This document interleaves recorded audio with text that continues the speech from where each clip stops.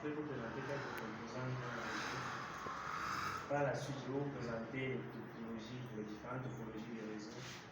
Après, on va voir ensemble quelques modèles de réseau, les deux modèles de réseau principaux. Et enfin, nous allons conclure cette présentation. Dans l'idée d'introduction, qu'est-ce que c'est qu'un réseau? Déjà, nous avons tous entendu parler du terme réseau. On sait qu'un réseau, c'est un ensemble de composants qui sont interconnectés.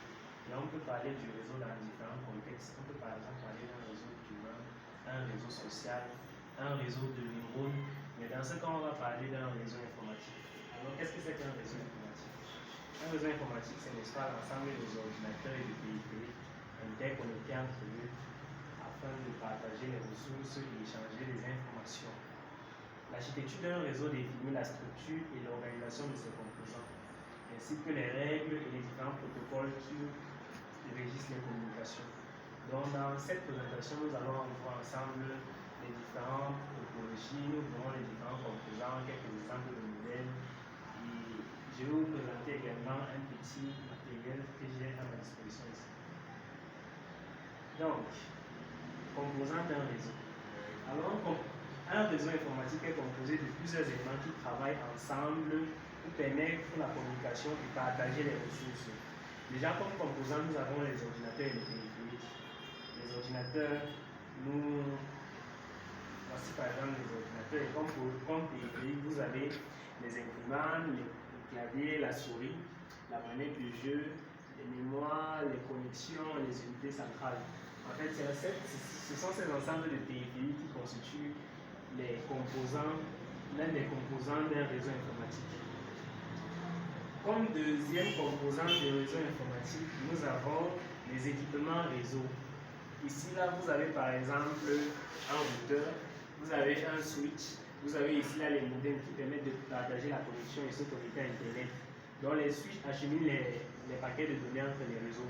Donc ça permet par exemple de transmettre les paquets d'un réseau 1 vers un réseau 2. Et le switch quant à lui consiste à permettre de transmettre les informations, les données entre les appareils d'un même réseau. Donc, quand je vais vous présenter les topologies, vous allez par exemple voir où intervient le switch. Vous avez également les ponts. Les ponts permettent de connecter deux réseaux locaux. Vous avez les modems, comme je disais, qui permettent la connexion à Internet via une ligne téléphonique ou un câble.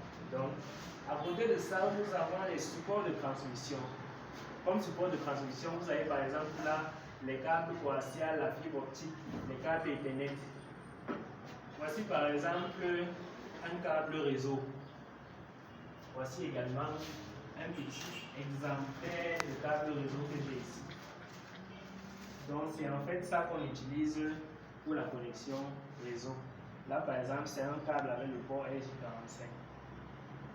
Et vous avez également d'autres câbles comme le coaxial qui utilise les connecteurs BNC et la fibre optique qui est utilisée par les grands fournisseurs de réseaux Internet comme Orange et Captel, MTN.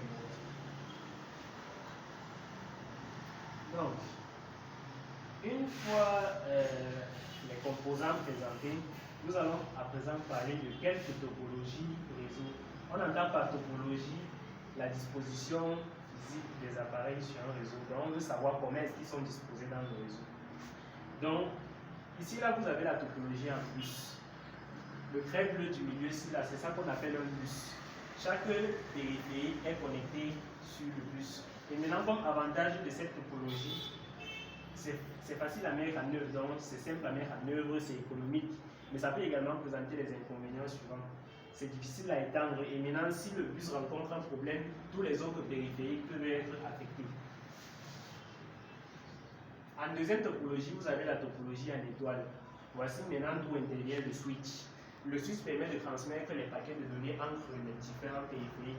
Par exemple, de la machine-ci vers celle-ci, de celle-ci vers celle-ci, et ainsi de suite. Donc, c'est le switch qui se charge d'effectuer cette tâche. Donc, les données sont transmises à l'appareil central et maintenant l'appareil central le transmet au périphérique destinataire. Donc,